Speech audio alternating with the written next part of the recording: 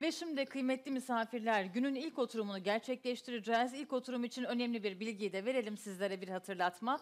Konuşmalar İngilizce dilinde olacağı için çeviriler için simultane kulaklıklarımız hemen kapı girişinde bulunmaktadır.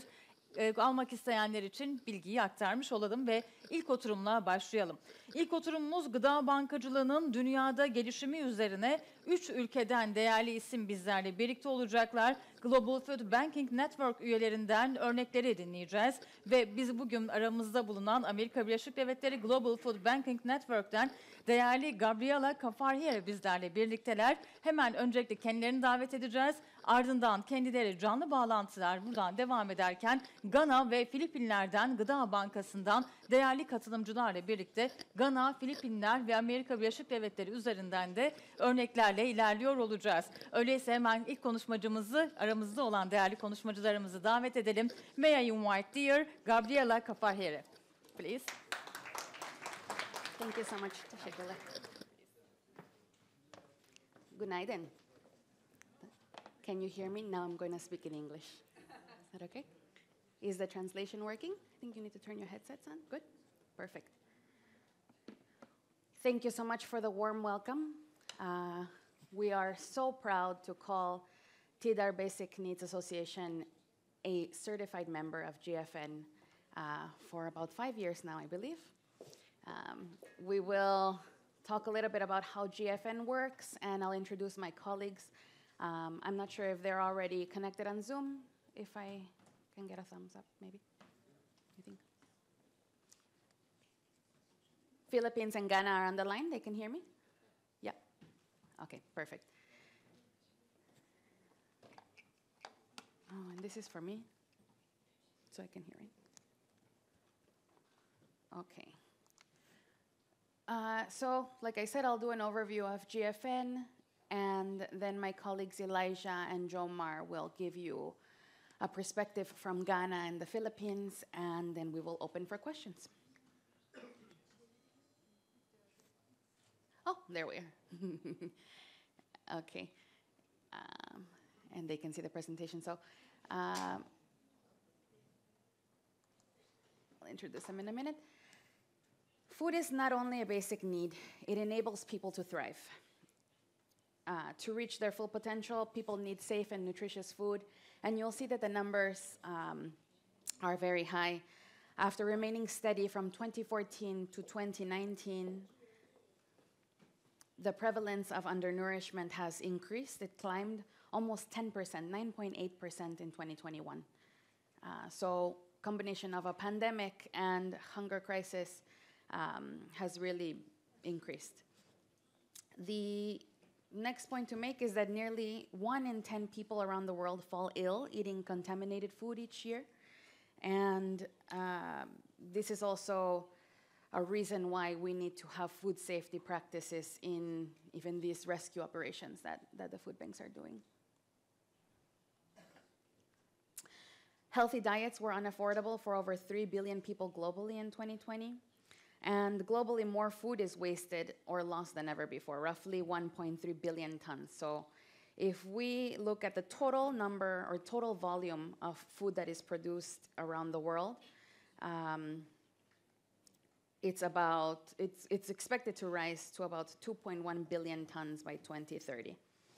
Climate change is also affecting this, and the food security globally is disrupting food systems.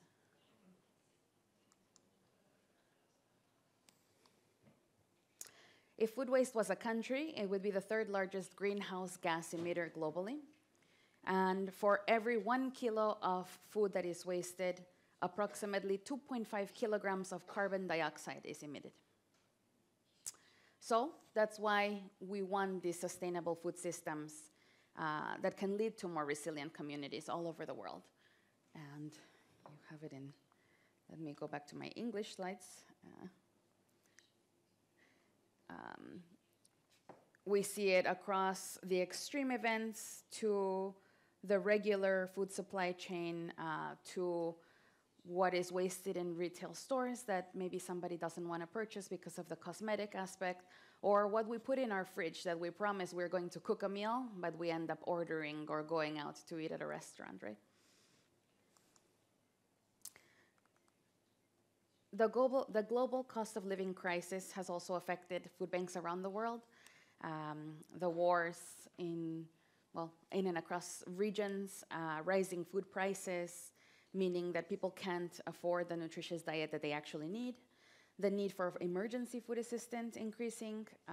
You in Turkey have faced some natural disasters during the pandemic, for example, increasing needs all over the country. At the same time, food banks are reporting decreases in product donations, up to 50%. So we saw a big influx with the pandemic. Everyone wanted to help, and then it started fading out. And now more than ever, food banks need partners like some of you in the audience to make that support, to make connections to your suppliers, to make connections to your retailers, and find those spaces in the food supply chain where we can rescue that surplus. And for the food banks in the audience to look for that surplus, right? I know it's very easy to purchase food and to have everything nice and neat, but at the end of the day, we're trying to make a change in food waste, make a change in the sustainability of our system. How food banking works. Just give you. This is driven by local leaders around the world. So I didn't go to Istanbul or to Accra and say, hi, Neil, Elijah, Jomar, start this food bank. This is something born in your country. So it's really owned by you. The community-led model of food banks leverages local knowledge and networks. GFN's local leaders rely on community expertise. So I see some of the food banks from the community here. You treat your beneficiaries like friends, like family. You know what they need, and you address those needs with a customized support plan. Local leaders can often understand the community's needs more easily and mobilize responses when needed.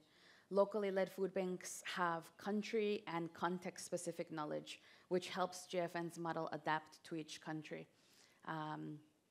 I am from Chicago. This is where the GFN headquarters is. My background is totally different. My family is from Mexico, and I'm working here in your region, in Africa. I really rely on our local partners to tell me what is culturally specific, what is country specific, and only you can make those decisions for your food bank. GFN can bring the expertise from around the world, and I'll tell you more about how many countries in a minute, and help you find solutions instead of reinventing the wheel. Take some practices from one food bank and maybe modify them in another.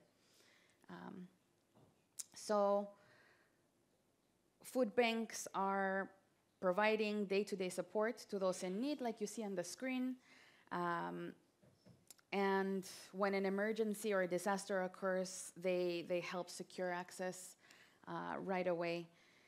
They're also bridging the goals of the sustainable food systems and hunger alleviation. I would say food banks in over 40 countries recovered over 500,000 metric tons of surplus food in 2021. And this prevented the emission of an estimated 1.7 million tons of CO2 carbon emissions. So really great work the food banks are doing. Sorry, let me just see. So, like I mentioned, we have a community-based approach, investing in the food banks and helping them raise up local leadership. The GFN partners with food banks at every stage, so not just a food bank that has been around like you all for over a decade, but smaller food banks who have just started their NGO, to 20-year-old food banks who have very elaborate associations, right? The global reach is in 47 countries, so Turkey being one of them, for 54 food banks and networks, and 778 community food banks. So this means that the 66 food banks that some of you are here in the room, belong to the TİDER'i network. TİDER'i belongs to the GFN network, and that just means that we're all a big food banking family. You belong to the GFN network as an associated food bank, and you can lean on TİDER'i and on GFN to get training resources, to understand other food bank models, to maybe get support on how you can improve your food bank operation. 39 million people served, and from this, we really pride ourselves in helping food banks create programming for women and children around the world. And you see the number of kilograms and meals provided in those regions. Now, the food banks in the United States, and that's Feeding America here in this blue, and the European Food Bank Federation are partners of GFN, so they're not in the 54 members. That's another 33 in Europe and more than hundreds of them in the United States. But they're also a resource to our food banks. Food banking is a solution to a climate crisis, and I've mentioned this several times. The 1.695 billion kilos of greenhouse gas emissions are mitigated by food banks. It's almost 365,000 passenger vehicles, so imagine that. And these are just some definitions on food security, hunger, and the prevalence of undernourishment. And just how you, as food banks, are really focusing on serving the most vulnerable, supporting local leaders again, and building food systems. In the interest of time, I'm going to speed ahead to just show you how our network has grown. We were founded in 2006, and as you can see, we've gone from 11 to 44 countries who are all sharing this knowledge. It's a free network. We have different events throughout the year, virtually and in person, and we really try to extend that collaboration. That's why we have Elijah and Jomar on the line today, hoping to share and represent their regions to you. Together, these strategies will help address hunger, one of the world's most urgent challenges. And just to give you a snapshot of what TİDER'i accomplishes on a yearly basis, almost 1 million people are served, and this is through your work as food banks, giving people consistent food access on a monthly basis through your markets, through soup kitchens, through your different modalities. That is the number of kilos distributed in 2022, and the number of volunteers who were involved with the network operations, and the number of food banks, so 66. You're growing. I will introduce Elijah in a moment, and Jomar, but this is Food for All Africa's profile.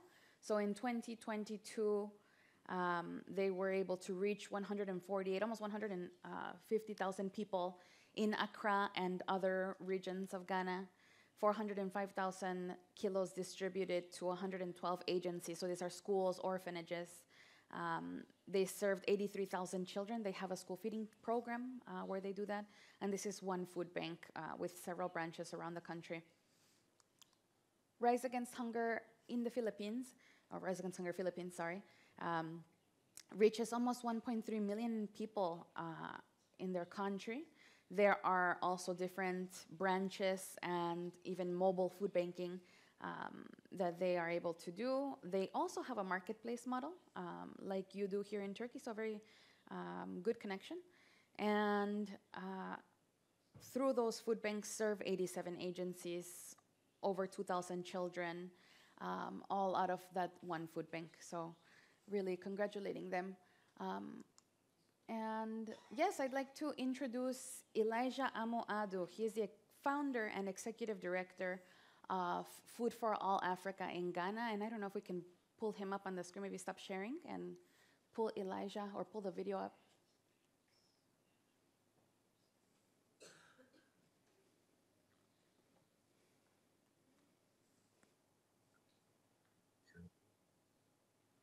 Thank you very much. Good morning, good afternoon to everyone. Thanks very much for the opportunity. As Gabriela said, my name is Elijah Adu. I'm the founder and executive director of Food for Africa. Food for Africa, we operate West Africa's first and largest food bank in Ghana. by working with businesses and various stakeholders within the food supply chain to basically connect excess food within the supply chain to vulnerable beneficiaries. So I'm a chef by profession. As a young chef, what took me into food banking? I love cooking and I love food, but what took me into food banking was that in 2011, as a chef in a hotel, I came into contact with a mentally challenged man who every morning will come to the hotel, go straight to our trash, our dustbin, pick over all the leftover foods that we have in the dustbin, and then he will put them into small bags, go onto the streets of Accra, feeding his colleague mentally challenged on the think everyone streets. can hear him? And he's been doing it every day.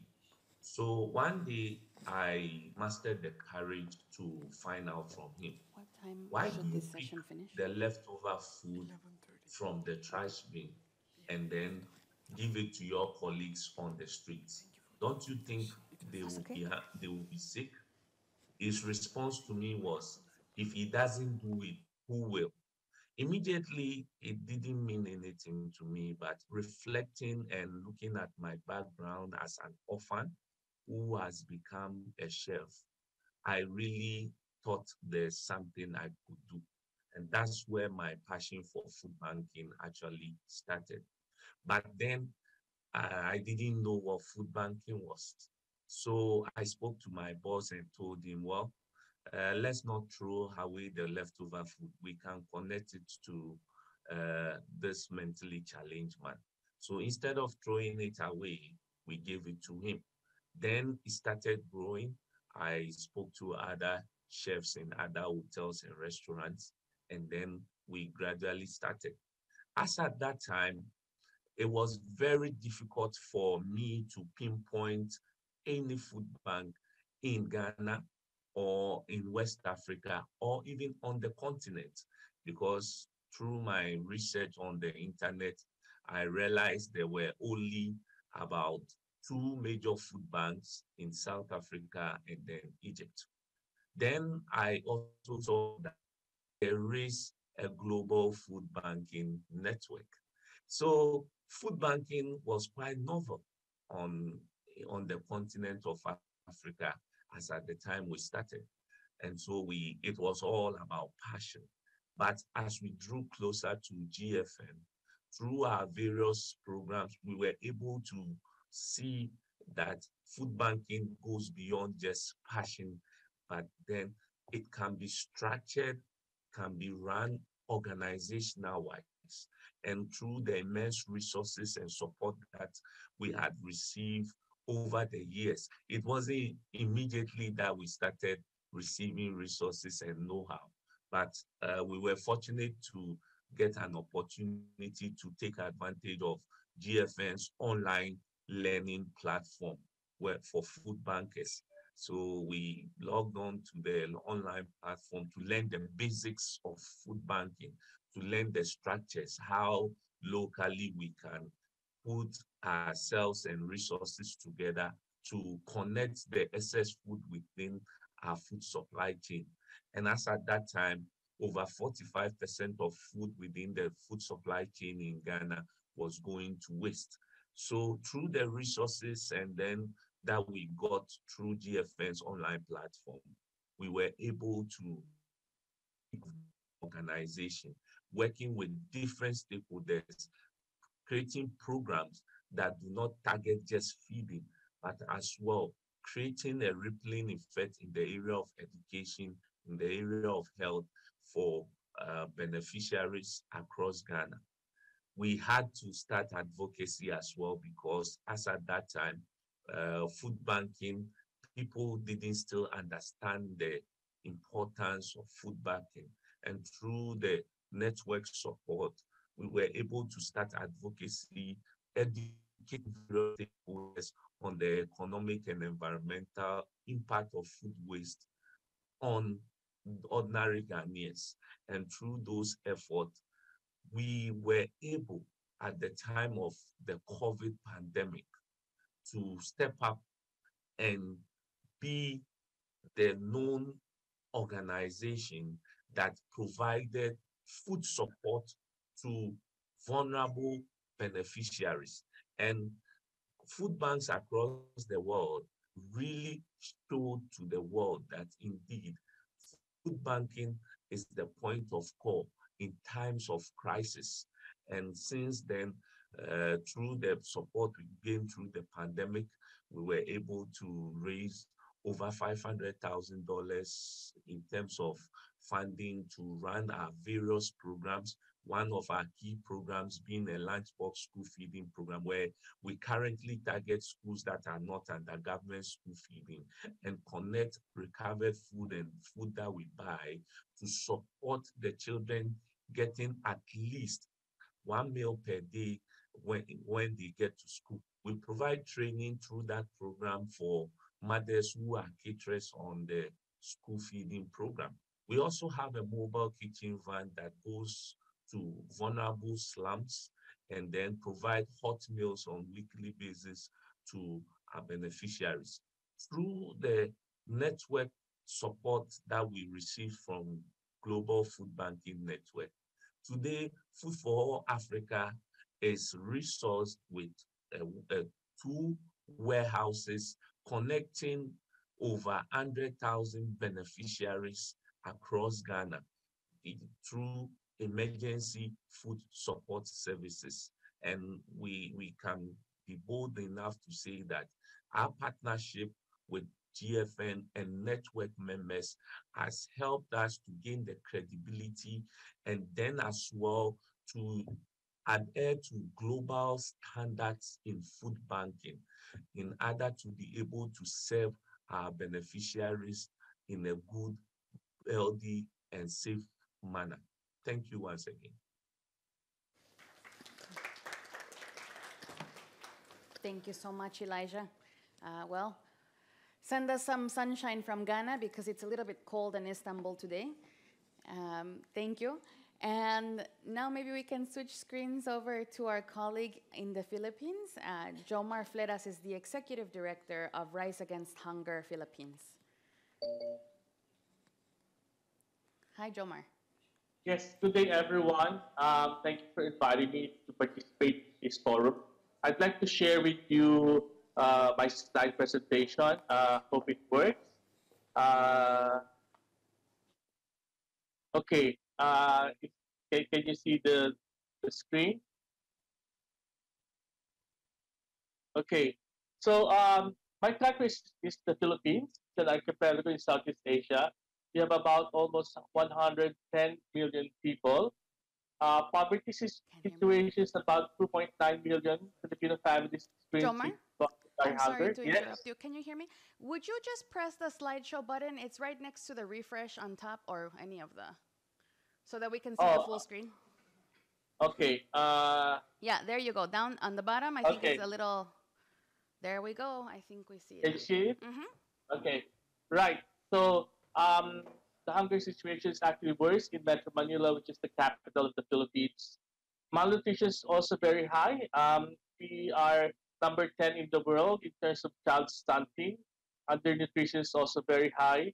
And hunger is a very real issue in our country.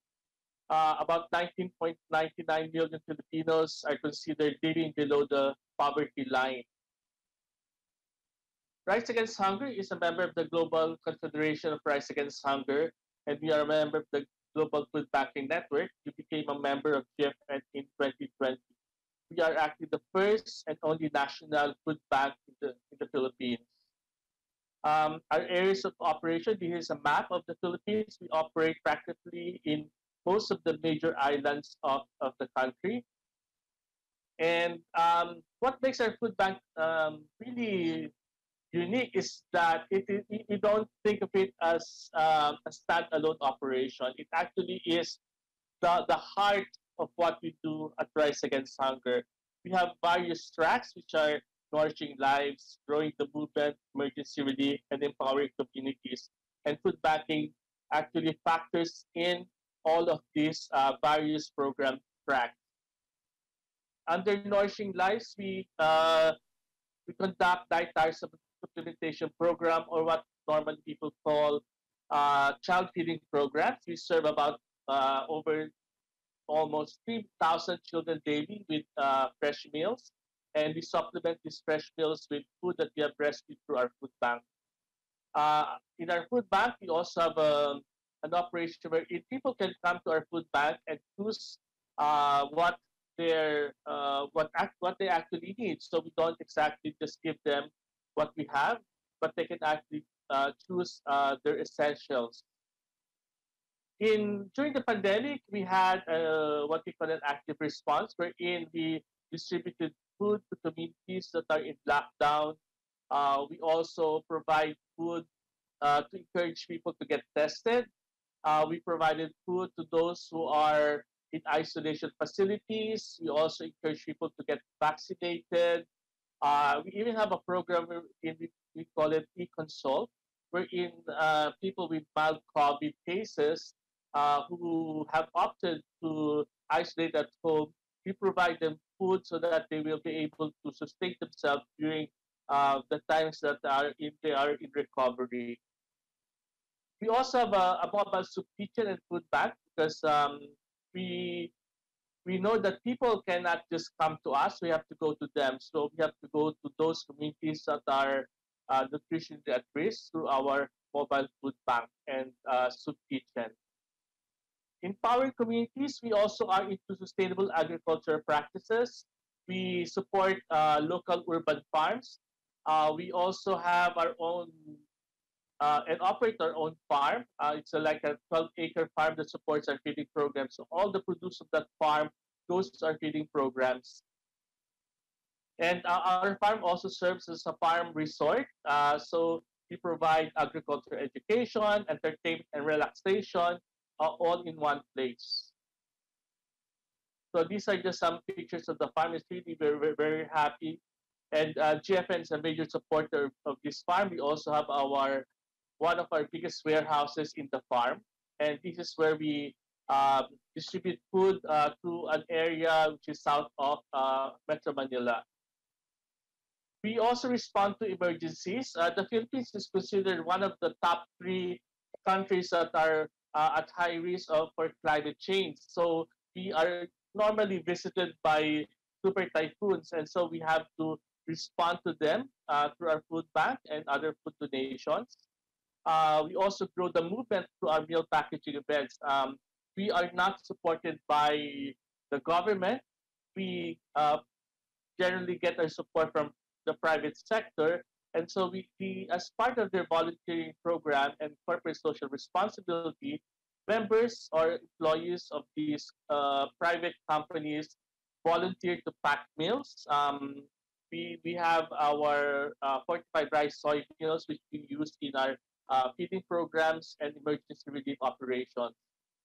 We are also a member of the Zero Hunger Task Force. We have to collaborate with various stakeholders to make sure that there are policies in place to alleviate hunger, to respond to emergencies, and to really make sure that Filipinos, 30 million Filipinos across the Philippines are reached by our programs. So what are the challenges that we face right now? Due to the oil price hike, it has become very expensive for us to deliver food. Although food is generally free because these are donated to us, but we barely get funding for logistics, and the high cost of gasoline has made it very challenging for us to be able to distribute as much food as we can. Also, in responding to emergencies, the Philippines is an archipelago. We have like 7,000 islands, and it has become difficult to respond to every kind of disaster. And we have everything from typhoons, volcanic eruptions, landslides, flooding, earthquakes, even fires in the community. So we are able to reach these far-flung communities through our partnership with the Philippine Air Force and the Philippine Navy. So they are able to, we can use their fleet and aircrafts to distribute our donations and relief goods. So that ends my presentation. As promised, Gabriela, I made it fast and quick. Thank you very much. Thank you, Jomar. I think that was even less than 15 minutes. I must be scary. Thank you. So we have 20 minutes left. Is that right, Neil? And now is the moment to ask your question. So I don't know if we can bring the food bankers, both, thank you, back up on the screen. And Elijah, Jomar, you can't see this audience, but we have a full room of very smart people, very passionate people who are working in the food bank system here in Turkey. So I'll open the floor up, and I think the first, do we have a microphone for questions, or how are we gonna do it? Or, yeah, thank you. And if you can introduce yourself when you ask a question, and then just pose the question. Hello, this is Hande, chairman of the TİDER. Thank you very much for your presentations. I would just ask both of you, what are the government regulations to support food banking? I mean, do you need more work to be done in your respective countries? Do you already have enough policies and laws or regulations and government incentives to support food banking? Thank you. Thank you. The question is open. Thank you. I think, Joma, I'll go first. Oh? Yeah. Yes, so thank you very much for the question. So in Ghana, as at the time we started Food for Africa, there was virtually non-existent laws in terms of encouraging food donation. What we had was the Food and Drugs Authority Act, which was from the 1990s, and it basically indicates conditions under which organizations and individuals can donate food to vulnerable people. That was all that the law had. So it's brought in a lot of resistance initially from the various stakeholders, the partner donors, especially when we started the organization. Most companies, the farms, the manufacturers were a bit skeptic because there wasn't any spelled out law. So what we did was in 2016, we started a project with the Parliamentary Select Committee on Food and Agriculture.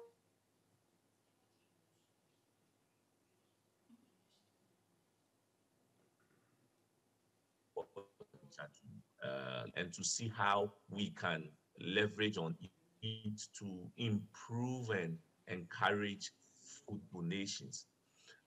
We started about change of government, and as we went on through the partnership we got from the Global Food Network, we were able to encourage most of our partners to donate, even when the laws were not in existence. But through the partnership of Global Food Banking Network, we equally, about a year ago, started exploring and looking at making recommendations through the Harvard School of Law Policy Clinic, where we explore all the possible means through which we can improve and connect the more food to vulnerable people by making recommendations. And so that's how it is in Ghana. Thank you, Elijah. Okay, in the Philippines, we have a Food Donation Act, which is similar to the Good Samaritan Act, which basically it the act says that if a food is donated in good faith and something happens to a person, then that donor is freed of any liability. So, so that's very important when people are donating food, so we don't get scared that we get sued if somebody gets some sort of food poisoning. As long as we handle the food properly, it's done and donated in good faith, and we actually donated them before their expiration date. We also internal revenue code wherein companies that donate food to registered nonprofits can claim tax rebates on their donation. So we are a registered nonprofit in the Philippines. So any food donation that's given to us by a company can get some sort of tax rebate from that. For the past 5 years, we are working on this food banking bill. This bill actually says that, well, this requires all food manufacturers, food distributors to donate their surplus food and not throw them away, and to donate them to the food bank. And if they do not donate those food, they will be penalized. But if they donate, they will get some sort of tax incentive. So that's how it is in the Philippines. Thank you. Thank you, Jomar. And Elijah touched on the project that GFN has with Harvard Law School. It is an atlas with research from several different countries on their food donation laws, tax incentives. If there are any policymakers in the room, we're happy to share those best practice documents. If not, we're sharing, obviously, with TİDER to advocate for your own legislation in the country, or even maybe help start that conversation with your corporate partners. Any other questions?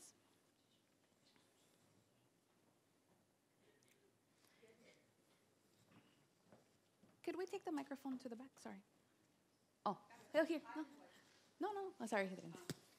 Good morning again. Thank you very much. Let me start with introducing myself. I'm with the Beykoz Engineering faculty, and my area of interest is actually demand forecasting and changing behavior of consumption, especially in food. It was great. I was just taking notes. It would be wonderful if we could actually maybe access your data, especially on the updated numbers for food consumption, food waste that you shared with us a minute ago. But my question is actually for regarding Ghana and Philippines. I'm actually a little bit acquainted with this situation and research, but I was wondering what kind of collaboration or contribution academics can do for these areas. I heard that there is a representative of FAO also in the room. I really am interested in actually being a part of it, and at Beykoz we're also excited about this, but it would be great if we could hear it from the committed leaders in this area. Thank you. In Ghana, for instance, we have a National Development Planning Commission, which it's under the Office of the President, and they work directly with NGOs championing various causes. Food for Africa happens to be one of the contributors. What that group does is it's made up of academians, it's made up of NGOs, and most often we propose research, we propose on where there are gaps. As we said, for instance, in Ghana, the law on food donation is quite not clear. So working with GFN on the global atlas, food donation atlas, what we intend to do with the report, or what we are doing with the report currently, is now to engage academia on the findings from the report, how we can leverage on that, its benefits to improving the food supply chain, at the same time nutrition, as well as reducing food waste and its effects on our system. And most often in Ghana, the academia is quite listening to, especially when they play a role in advocacy drives. So what I believe that academia can do is to not just sit behind when and bring out reports, but work with the NGOs on the forefront in advocacy to achieve the needed results. Thank you. Yes, I believe that research is a very important role and function, especially for food banks to be able to advocate for our cause and to get government support. In fact, we do have some data on the amount of rice that's being wasted at the dinner table. But then recently, the Global Food Banking Network commissioned Accenture to do a survey, a very extensive survey actually, on the amount of loss um, of food in the agriculture sector in an area north of Manila. So this is a very extensive report, which I hope GFN can share.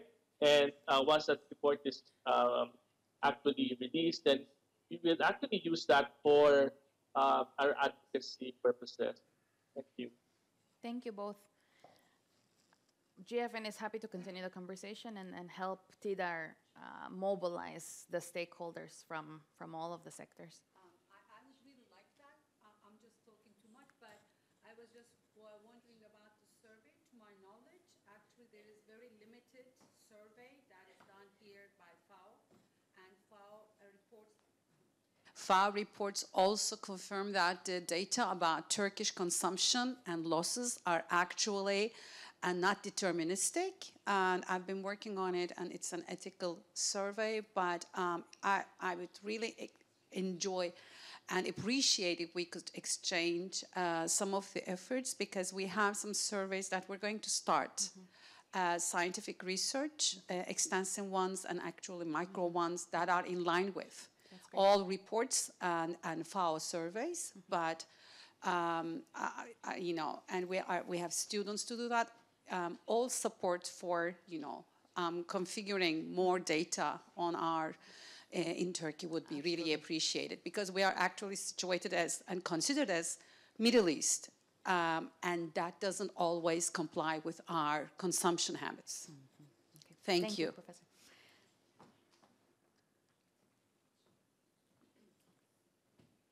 If anyone has a question in Turkish, I'm sure we can get interpretation too. So. Thank you very much for your Is it okay? Yeah. Thank you very much for the presentations. I am Özgür Burçak Gürsoy from Beykoz University Business Administration Department. I would like to ask for the speakers about their selection criteria for the beneficiaries.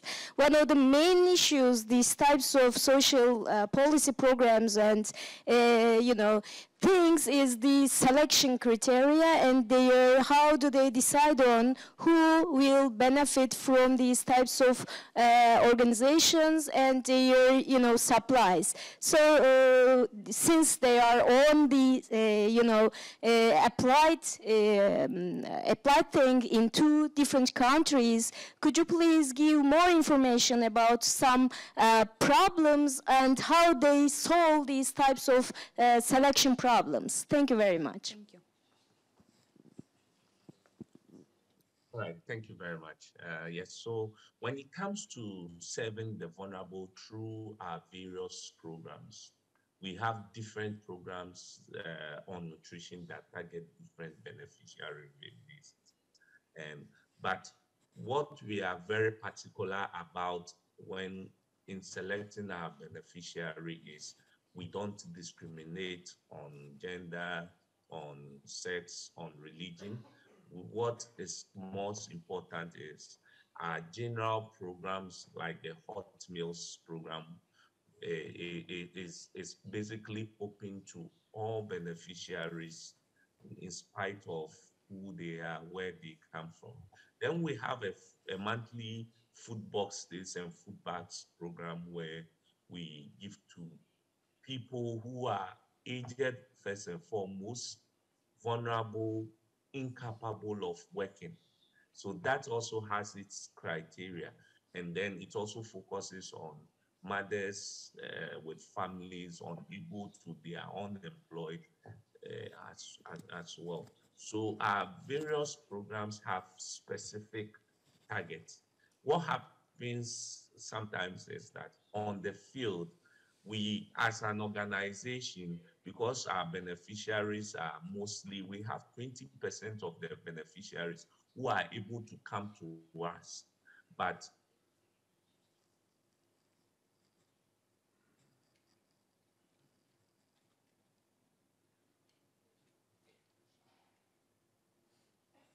the over 80% various communities or through the respective agencies that we work with. And so in such instances, working with the agencies sometimes on the ground, you are able to soften in terms of the criteria in order to serve your beneficiaries. So yes, it has its challenges, but most often what the importance in deciding a beneficiary has to do with getting to establish the need, that there is the need, and then the various and the specific program to which we are able to address the need of the beneficiary. Thank you, and Jomar? Yes, as a food bank, our beneficiaries are civil society organizations, local government units, NGOs, nonprofit. We do not deal directly with individuals. In selecting our beneficiaries, we have to make sure that they are registered, they have some sort of form of registration, they have some form of governance. That's very important. They have to sign a memorandum agreement with us, and that is very extensive. That includes policies of food safety, policies on non-discrimination. They have to agree that they cannot politicize our donation. They have to agree that they cannot sell our donation. At the end of the day, we are responsible to our donors. So we don't want our donors to see their donations being sold in a secondary market. Thank you. Thank you both. Thank you, Elijah, for describing the realities of the field, and also Jomar for describing the criteria or the regulation that you have built into your system to keep things manageable. GFN also provides that technical support with beneficiary management. Some food banks are serving directly, like many of your food banks. Some food banks only work with another charity or NGO, and then they serve it as part of their whole programming. So it is something that is very intentional, and the beneficiaries are our number one priority, right? That's why we are in food banking. So we try to keep that as detailed as possible. Thank you. I think we have 3 minutes left. I don't know if there's one last question in the room and we can make it quickly, or over here, please.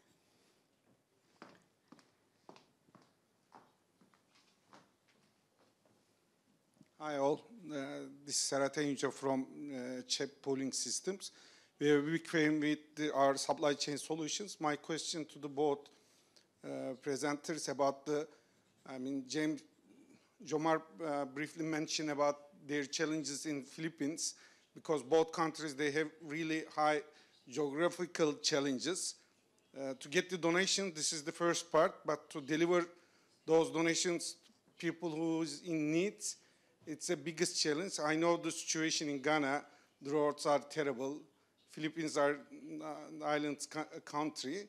Therefore, what is your challenges? I mean, comparing with Turkey, you should have more challenges. We would like to hear your challenges. And good luck for those challenges to hand over. Thank you. Thank you.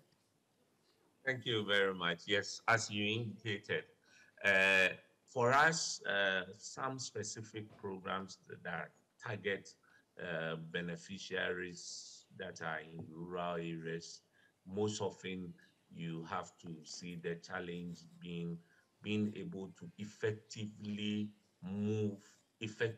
and safely move food to the beneficiaries, which is the last lap. And most often, It has to do with logistics, which is critical to our operations.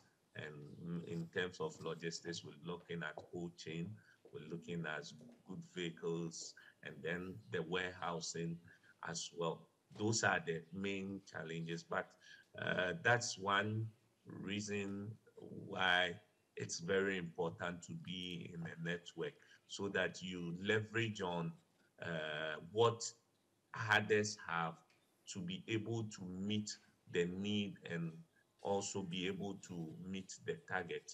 And initially, the challenging was quite huge, but through the effort and support we have from and other partners, we are able to now move across the whole country in spite of the bad roads to reach out to direct beneficiaries. In terms of dealing with agencies, the challenge we have with dealing with most agencies has to do with ensuring that the agencies are able to handle the food in the right conditions that you expect. And most often, what it means is that you equally have to also invest in ensuring that your agency, because the agency could be a community NGO or a community school that is quite also limited in terms of resources. And so what it means in some cases, for instance, for some schools, for instance, we've had to reach out to hospitality companies to donate their cooking equipment that they are not using, so that we can give it to the school or the agency to be able to use it in providing the necessary support. And so that's the challenges that we mostly face. And most importantly, also always raising funding to take care of operations, especially food banking demands. Yes, volunteers are there to support, but the human resource in the area of operation is equally important. Thank you. I always tell people that feeding the hungry is all about logistics. And as a national food bank, you have to make sure that you have a good logistics plan and system. We do not have that extensive, we don't have a lot of money to start with. We have a very few warehouses that we control. But what we do have are good partnerships. We partner with good logistics companies, we partner with third-party logistics providers, with transport providers, with the Air Force, the Navy. We partner with food manufacturing companies, and we know very well that these food manufacturing companies have their logistics system in place. So we make sure that we ride on that. So, for example, if they alert that there's food to be rescued somewhere south of the Philippines, then we have partners available south of the Philippines near that warehouse that can pick up the food and distribute them. We don't see the need for that food to be transported all the way from that warehouse to Manila, which is going to be very expensive. So food is local and should be distributed locally. Thank you. Thank you both. Can we give a round of applause to Elijah and Jomar and thank them for their participation? Thank you so much. And thank you, TİDER, for inviting us. Thank you. For a plaque ceremony, may you invite dear Hande, please. Değerli Hande Tibuk geliyorlar. I don't know if Gıda Elijah and dünyada Jomar gelişimi can't için- see us, but we're receiving an award. I'm receiving it for the three of us, for GFN. Thank you.